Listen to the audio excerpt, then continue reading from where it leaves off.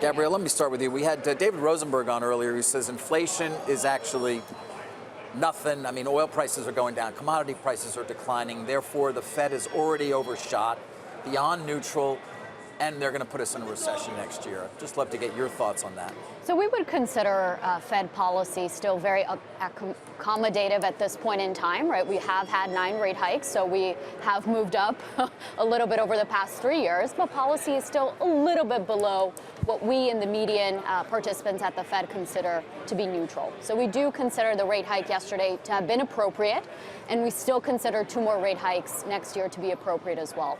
Doesn't mean inflation is a concern at the moment. We don't need to get further from that, but 2 more just to get back to neutral still makes sense. So you sort of are in the Fed's camp, so to speak, that they are actually doing the right thing here. We are. There's a predictable slowing in the economy that we are already starting to see that will continue next year, but it's still growth above potential and a very low unemployment rate. There's a lot of investors right now looking around and saying, okay, where can I hide? Where should I, or what should I be thinking about sector-wise as we move into next year? I mean, I got plenty of people who tell me I'd love to buy the banks, for example, which have been so beat up. What are you looking at in terms of, given the environment that you believe at least is coming or we're in, that will make sense? Well, so first of all, I think the market has overdone this from a negative perspective a little bit, but we do expect fear to kind of continue through the end of the year. We might base out in the S&P somewhere between 2,400, 2,450, and then moderate back up. In order for a rally to be durable and to really hold up into 2019, you want to see some of those other sectors that have been beaten up or that haven't been able to participate take part in it, and financials is one of those. You want to see industrials take part in that. We see that a little bit here and there. You also want to see small caps take part in that. And that's after the market kind of bottoms out, investors get back on the trolley and say, okay, I'm ready to ride this wave. Any idea when that bottoming out process is going to be completed? It could still happen this year. That would be another, call it 3 to 5% down from here. It still could bottom this year, but then I think economic fundamentals prop it back up, and everybody looks at it and says, you know what, there's really nothing structurally wrong here. And the Fed is telling us, and we heard this from them yesterday, that we're not in a place economically where we need to be accommodative anymore. We don't necessarily need to be restrictive, but we don't need to be this accommodative. So it's okay that they continue to raise and continue to signal that they're going to be data dependent. But Gabrielle, what is the market telling us right now? You got Treasury yields moving lower. You got the dollar, at a 1-month low right now. Obviously, stocks are falling. We've got gold actually catching a bid today. I mean, it would seem like the markets are flashing larger warning signs on the heels of the Fed. So what the markets have been telling us for the past couple of months, I would say, is that there are concerns out there, such as trade tensions, a little bit of a disappointment in growth overseas, and this predictable slowing in the U.S. economy. But beyond that, I think we would very much agree that we've overshot on the negative camp. The S&P 500 trading at 14.4 times for P multiples. That's way too much. It's way too negative.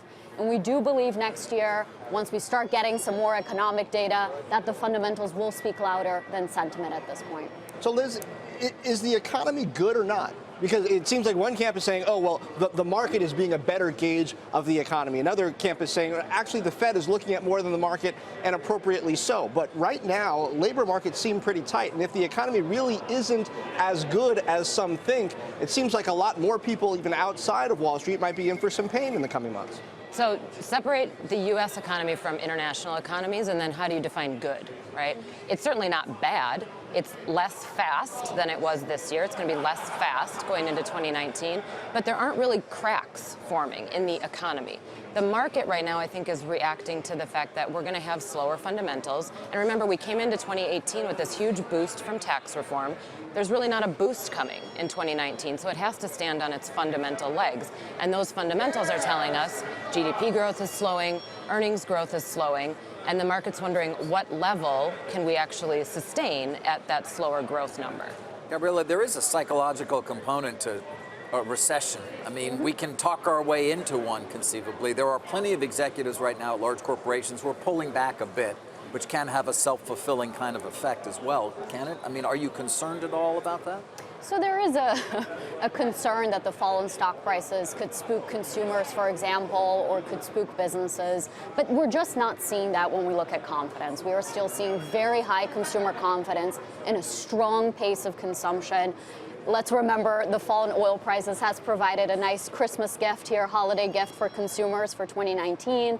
And for businesses, maybe they are being a bit more cautious, but that doesn't mean they're going to start laying off workers and causing a bigger No, but they're cutting problem back for the on economy. CapEx, perhaps not making the FedEx. investments they might once have. That can have an impact, can it? And when we look at next year for growth, we do think CapEx will be moderate. Really, the big boost for growth is still going to come from the consumer side. But what do we define as good? An economy that grows 2% next year with 8% earnings growth, I would call that quite good.